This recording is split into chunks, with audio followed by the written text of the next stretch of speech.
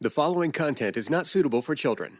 Laurie, we're getting a lot of questions and comments on blocks. What are these things that are just stopping people from getting what they want emotionally, sexually? It's so hard when you want something and all of a sudden you get stopped from getting that. Right. So let's take some time and try to understand these blocks and try to help each partner, maybe take them less personal when they understand what they're trying to do. Ultimately, I'm always asking, what is the function of the block? Let's talk about it. I know you're good at helping us understand that so that it doesn't seem so stuck. Welcome to Foreplay Radio, Couples and Sex Therapy. I'm Laurie Watson, your sex therapist. And I'm George Fowler, your couples therapist. And we are passionate about talking about sex and helping you develop a way to talk to each other. Our mission is to help our audience develop a healthier relationship to sex that integrates the mind, the heart, and the body. Blocks. How do we get through when people want good things? They want emotional connection. They can't seem to get it. They want sexual connection. They can't seem to get it. And you say, if we can understand what it means, that gives us a clue into how to resolve these problems. I mean, listen, the blocks are always bad timing. And I get why partners take them personal because they suck and they hurt. So we're not saying you shouldn't. And we'll get to that part of it. But I always, as a therapist, but as a partner, as a father, as a friend, how do I connect with people where they're at before I move on to step 2, which is getting them to stretch or see something differently? I'm trying to do the same thing with these blocks. Like, what is working about these blocks? I get what's not working for the partner, but why do people do this? So what might be different blocks that we would see? People that take space because space feels safer. So they're going to take blocks like they're going to laugh. They're going to walk away. They're going to make jokes. They're going to be positive. What's the function of these things? Mm-hmm. Right? We talk about this sexually, like, oh, I have a headache or I have something else to do. Like the act of going away, which feels so bad, the rejection. Mm-hmm. For the person doing it actually makes them usually feel safer. They get away from the pressure. They can think more clearly. They can figure out what they can do differently. Like going away works. So that would be the function in a lot of these avoidance blocks. Mm-hmm. Where the flip side of it are these more pushing, angry blocks that are trying to motivate change, really, right? There's hope in that. Like if I can send you a hint, I can, showing you my tone, I'm not happy. Like I thought we were going to have sex tonight. Like I'm saying that because I'm hoping to like hit your brain with like, wake up. Like we talked about this, like get into action, do something differently because the status quo is not working. So these pressure blocks are just, the function of them is their hope. They're really wanting change. They're really trying to fight for the relationship. But the impact is so nasty because it comes across as critical and discouraging and deflating. So how do we hold both? The intent of the block, which is to make the person feel safer, and the impact of the block, which makes the partner not feel so safe. So maybe we should take the emotional blocks first. We can block it from either side, from the pursuer or the withdrawer side. Yep. We can create a block that creates a disconnection is what you're saying. So an emotional block, let's say it's a pursuer emotional block, come off angry, right? First thing that we say is criticism. Right. You're late again after work, right? Withdrawer comes in, it's trying to connect. We've done late just recently, so let's do something else. Sorry. All right. I'm just going to block you.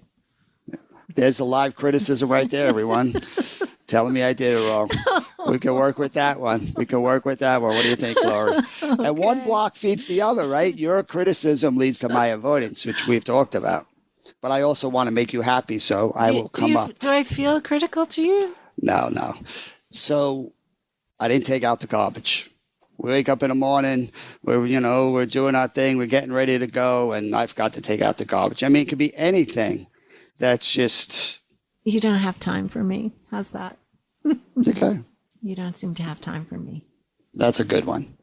Like, that doesn't motivate me. It pulls out my block that wants to feel like, well, let me figure out what she's talking about. Let me go away and like Because if I start to defend myself and start saying, what are you talking about? We just went on a date the Friday night. Didn't we have date nights? I mean, We which spend is all going to this tell time you what? together. I think that would tell me that, well, it's defensive. So it's like, that wasn't just all I needed. So I feel like I'm not heard. So I need to go again. Yep. You're going to reset and come back. Yep. So how do we see if I was grounded and wasn't defensive, how can I see the opportunity in what you're saying? That you actually bringing that up is a brave thing to do because you're trying to feel better in this relationship. You're asking for more time because you're noticing the distance creeping in. But it's hard for me to hear the message because it's delivered in a way that lands as criticism. And my block kicks in and wants to say, you know what? This doesn't feel good. And if I talk about this, this is only going to lead to a fight. Let me just go away. And maybe, when I come back, we can talk about this. And the block on the other side would be an avoidance. What would that look like? That would be me walking away. But how could you honor the function? I'm walking away not because I don't care, which is how it lands for you. You're saying, hey, we're not spending enough time together. And I'm walking away. I'm spending less time. How could that not trigger you? But why am I going away? I got the very opposite of what I wanted right there. Right there. Right there. It's like I didn't say it right, didn't say it soft enough, but maybe have tried to say it in a million different ways. By the way, I was the one who set up the date on Friday night. Yeah. So how do you see the function of my going away? If I'm seeing a function of your criticism, which is trying to motivate change, how do you see the function of me going away? I have to see that you've gotten triggered, that you feel it as criticism. You're trying to calm down. You don't want to fight. For you, your feelings that have just been generated, you think are going to create distance between the two of us. So you are trying to reset inside. And I have to see that immediate action, is not that you haven't heard me, but that you're sort of taking space to think about it, get your head together about it. It's great. I mean, it's hard to do when it's happening, but maybe an hour or two later, because it's the same move. My going away equals safety for me. Right? My going away makes you unsafe. That's why this is such a bad miss. Mm-hmm. You need me to come closer, and I'm going further away. Right. But I'm going further away because this is what I've always done to regulate my emotion that's starting to become threatening. Mm-hmm. It is actually safety to go away. You're getting safe. I'm getting safe.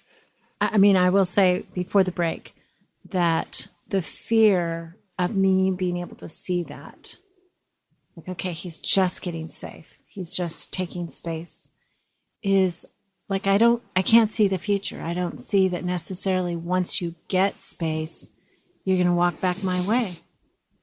And that's what blocks you from seeing the function, right? Because if you give me permission to continue to be unsafe, to continue to be safe, you will feel unsafe, right? You're when you need me to come close, I'm always going further away. How is that going to work for you? Mm-hmm. So that's what makes it difficult. Okay, so let's come back, resolve that block.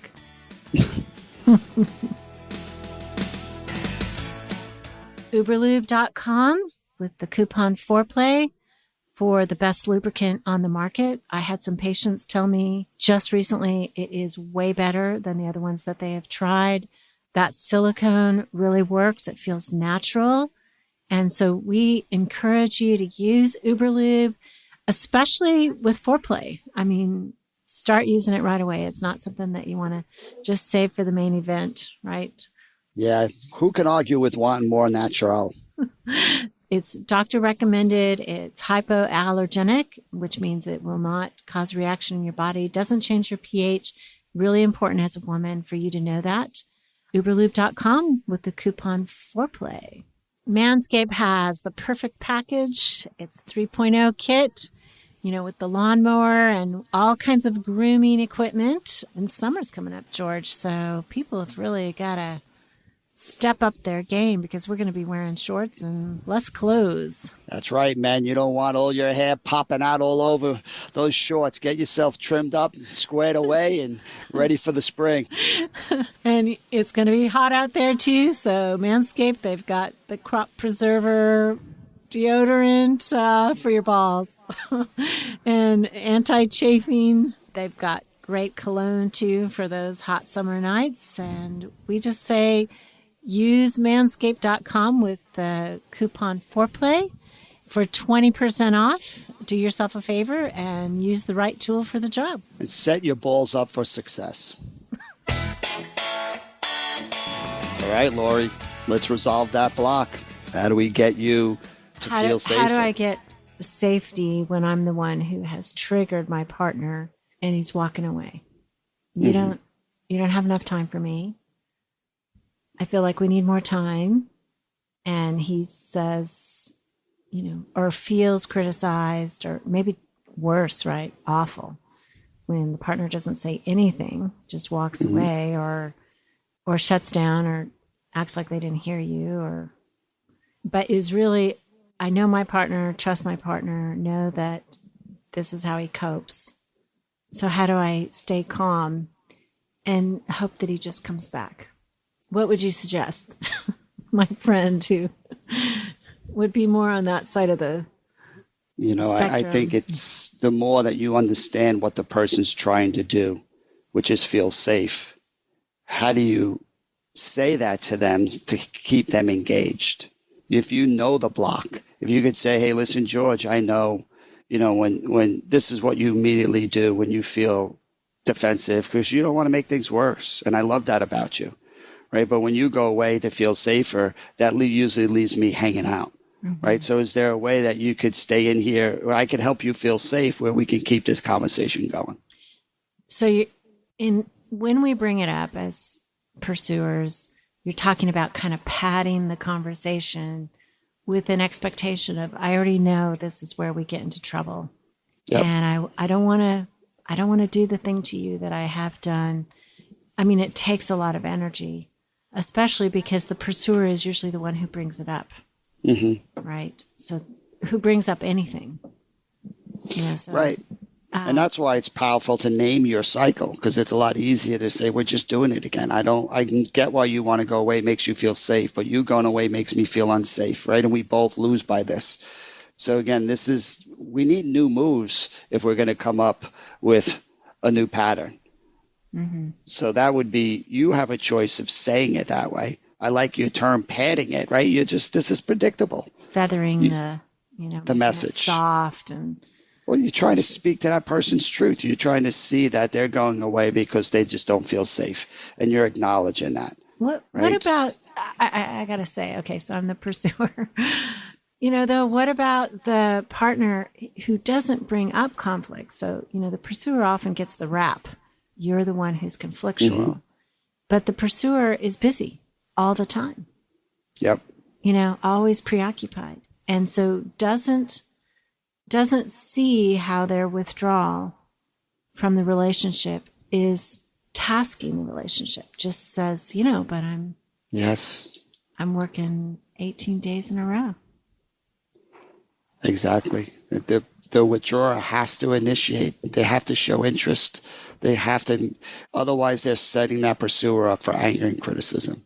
Right? That's understanding the function of the block. Whenever that pursuer is protesting, there's got to be a part of the withdrawer that says, there they are. They're fighting for the relationship. They're trying to recalibrate. They're giving me info that the distance is starting to creep in. I often don't recognize it because I can get so caught up in my own busyness. But how do withdrawers learn to befriend this criticism? Imagine what that would be like for you. If I could initiate a conversation and say, or imagine you get angry and then an hour later I come back and I say, Laurie, it's so hard for me to still hang in there when I feel criticized, but I really get it where it comes from. It's like, you want something to change for the better. That's your way of trying to make our relationship stronger. So I'm sorry I couldn't hang in there, but thank you for bringing that up. So let's talk about it now. Yeah. It's the coming back, of course, that would feel wonderful. They did go away. They did think about it. They did say, oh, okay, my partner wants connection, and that feels good. So that's how we resolve it. And the blocks function. The pursuers, I guess their block is just the anger. If they can say it from need, from vulnerability, I miss you. I haven't really seen enough of you. But that could trigger a withdrawal, George.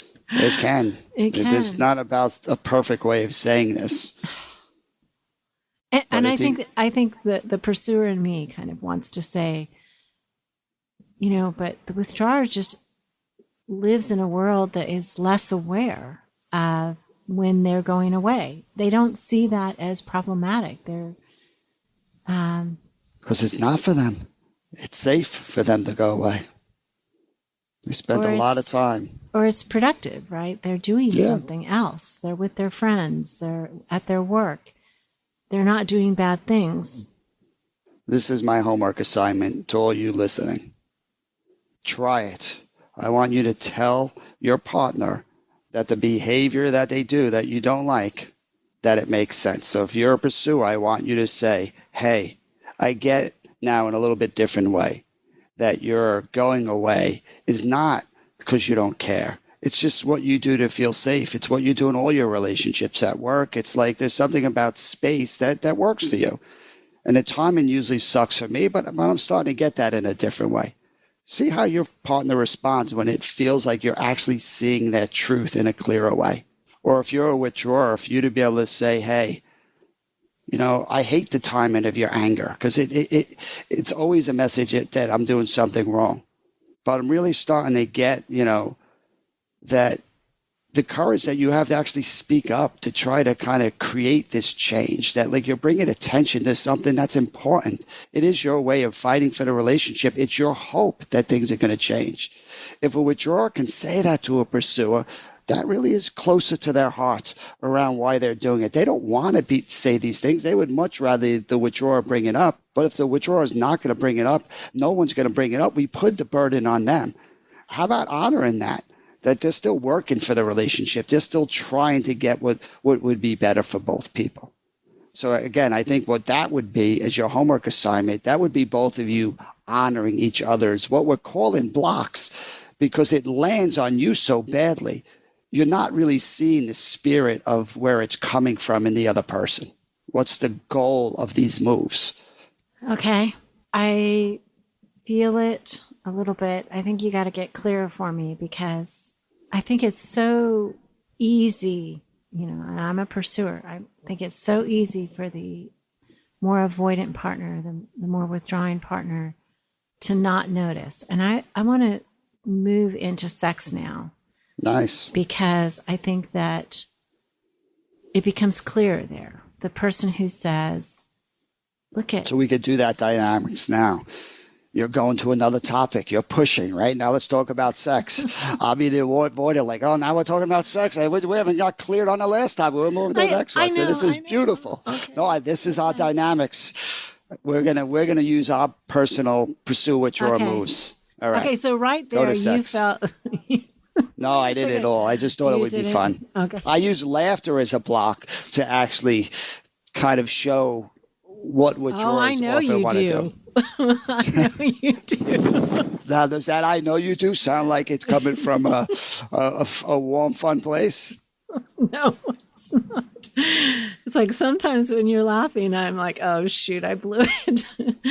This is your area of expertise to kind of talk about these blocks, how they show up sexually. Yeah, I think that it becomes clearer in the sexual moment, like the partner who says, the withdrawing partner who maybe is the pursuer emotionally, right, but then says, who just has sex maybe one time, and then it's 10 days, right? Their pursuing partner says, I don't want to pressure them.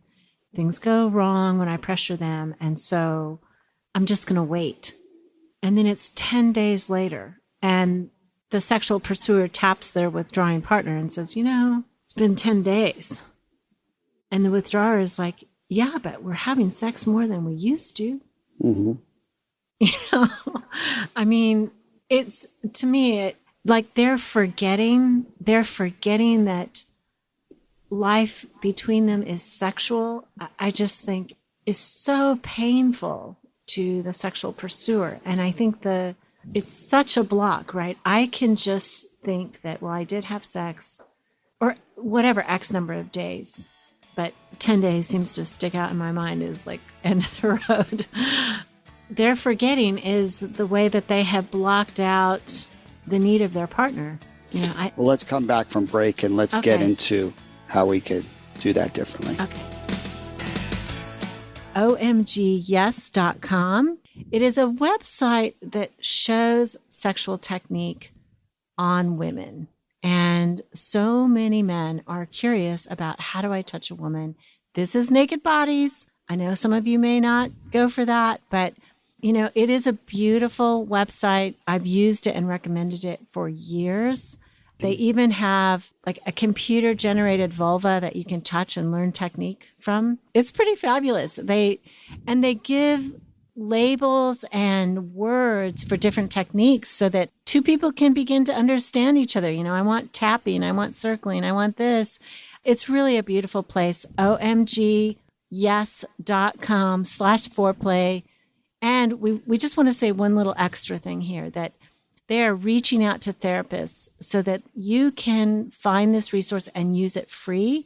You can go ahead and on our website, we will have a way to reach OMG Yes if you're a therapist to get the free sample of what this looks like. I was frustrated that I rarely wanted sex, but I learned there's an FDA-approved pink pill for that. Addyi or flibanserin is the #1 prescribed treatment for premenopausal women bothered by low sex drive. Visit addyi.com and complete your consultation to see if Addyi is right for you. Addyi is for premenopausal women with acquired generalized hypoactive low sexual desire disorder, HSDD, who have not had problems with low sexual desire in the past and who have low sexual desire no matter the type of sexual activity, the situation, or the sexual partner. The low sexual desire is troubling to them and is not due to a medical or mental health problem, problems in the relationship, or medicine or other drug use. Addyi is not for use in men or to enhance sexual performance. Your risk of severe low blood pressure and fainting is increased if you drink 1 to 2 standard alcoholic drinks close in time to your Addyi dose. Wait at least 2 hours after drinking before taking Addyi at bedtime. Your risk of severe low blood pressure and fainting is also increased if you take certain prescription, over-the-counter, or herbal medications or have liver problems. Low blood pressure and fainting can happen when you take Addyi, even if you don't drink alcohol or take other medicines. Sleepiness, sometimes serious, can occur. Common side effects include dizziness, nausea, tiredness, difficulty falling asleep or staying asleep, and dry mouth. See full PI, including box warning, at addyi.com/PI or call 844-PINK-PILL. Visit addyi.com/foreplay.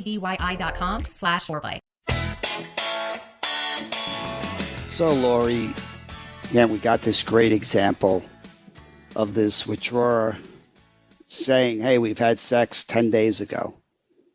I invite you to look at when it's pointed out, it's already not working right for that withdrawer. It's right. But those 9 days before, them not talking about it or not bringing it up allows them to escape the pressure, the feeling like their body's not working, they don't have desire, like the not talking about the topic in the moment. The function of that block is to not feel those bad things that happen when they normally talk about sex. And they're saying they don't need it. So if they don't need it, why would I enter this place that is so difficult for me where I'm just going to be told I fail, or I'm not going to feel something. I'm going to have sex and I'm not going to feel something. How awful is that? Every day that it's not brought up, I don't have to feel bad. I just wait for the day where my partner is going to bring it up, and then I'll deal with it. But that avoidance does help them not feel in the short term a lot of those triggers, like rolling over, going to bed, knowing your partner might be wanting to have sex, but you're rolling over, going to bed allows you to not have to face kind of climbing that mountain and getting yourself ready, so there is a function to that avoidance that the pursuer often never can see. For some reason, I can see it more easily on this realm. Maybe because I work in it. I can see the avoidance as the block that serves them. With the emotional avoider, it feels more like, it feels worse to me, that they don't need connection. And so, and I guess the sexual pursuer, right, they don't need connection. They don't need physical, they don't feel desire. And so, and there's all these problems that come with not feeling desire. I think the biggest problem sexually in most relationships is the discrepancy of desire, let alone sexual dysfunction is so easy to fix. I mean, it really is. It's this dynamic. And desire seems to be between people. Like the more one person needs it, the less the other takes responsibility for needing it. Right. You know how, I mean, so many things are shared between us in coupleships. Desire is one of those things. Anxiety is shared in coupleships. I mean, lots of things. Sure. Well, it sounds like, what about the sexual pursuer? How do we honor the function of that? When you have to wait 10 days and you're hoping every one of those 10 days that your withdrawer is going to engage and initiate and they don't, you finally have to say, hey, you know, what's going on here? You know, again, that burden's back on you. It feels pretty unfair. The function of that anger is wanting to say, hey, can you see how unfair this is? Because if you do, they're hoping what's going to happen. Their partner, in the spirit of fairness, is going to step up and take responsibility to share this between them. Exactly. So they're hoping for change. It's the hope it is behind that message. It's so hard for the partner to hear it because it lands so critically. But when you take away the pursuer talking about it, they get depressed, which is a good sign of the hope that's driving it, that really wants something differently. Describe the block again, George, for the sexual pursuer. What it's just the anger, or yeah, it's the anger, and they know their partner doesn't do well with anger. They don't want to be critical. They know that doesn't work, and yet here they are back in this place saying the same exact things. The tapes are playing, and they're like, "You just don't initiate. You don't put any energy in." And here it comes. It's like the floodgates open.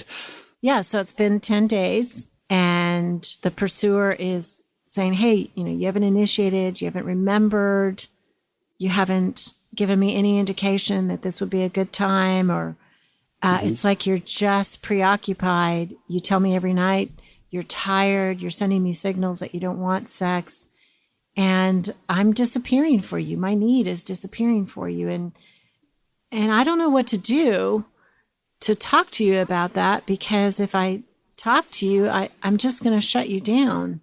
You're going to hear that I'm critical of you, and yet I'm dying for you. Right. How do I live in this place of I'm dying to be with you, but to tell you that is to push you away? That's the dilemma of the pursuer here. To say something they know doesn't work, but the other alternative is to say nothing. And that's real hopelessness, because nothing's going to change if they say nothing. It's just going to continue to get worse and grow more distant. So they're always choosing these bad options. The only way out of this, to change any negative cycles, both people got to do it differently, right? The more that withdrawer can see the opportunity in these conversations, not just the criticism, they can start to see the hope that this pursuer is fighting for both of them in bringing this thing up. Yes, they can work on how they do it, but at the end of the day, the spirit that's driving it is beautiful. Like, does anybody ever see that? Or does everybody just see the anger and the criticism and both feel bad afterwards? Like, we can change how our brain sees information.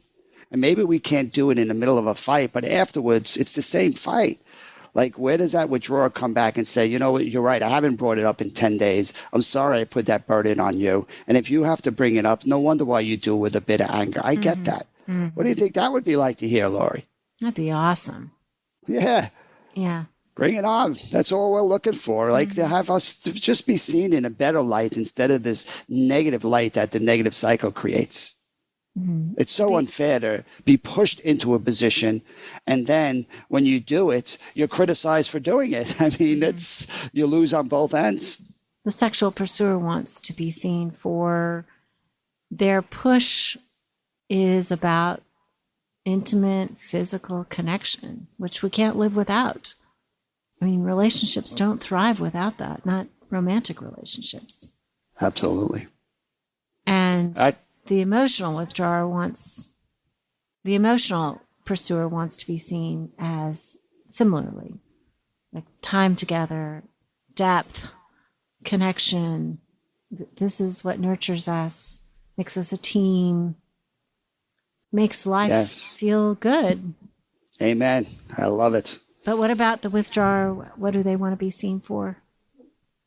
underneath, they both want the same thing: to feel safe, to be wanted, to be seen as capable and attractive, and right. But it's so hard for the withdrawer that doesn't feel so great about themselves and not having desire in this case to want to engage, because to engage means they have to face these things, and their strategy, their safety has just been trying to take space and avoid it a little bit. So I guess that would be my big hope, is that blocks are inevitable. There's nothing wrong with blocks. They're just strategies for trying to kind of create change. It's really what the couple's going to do with these blocks. Are they going to keep using them to create more distance, defensiveness, and blame? Or can they use these blocks as a bridge to really understand their partner in a better way and to get closer? And maybe this is too hard to do in the middle of a fight when the impact is hard. But afterwards, couples are quite capable of doing this. And when they do it, it really can start, that bridge can be really powerful. I agree. Sometimes in a really bad session, maybe I'll end with people in this terrible place.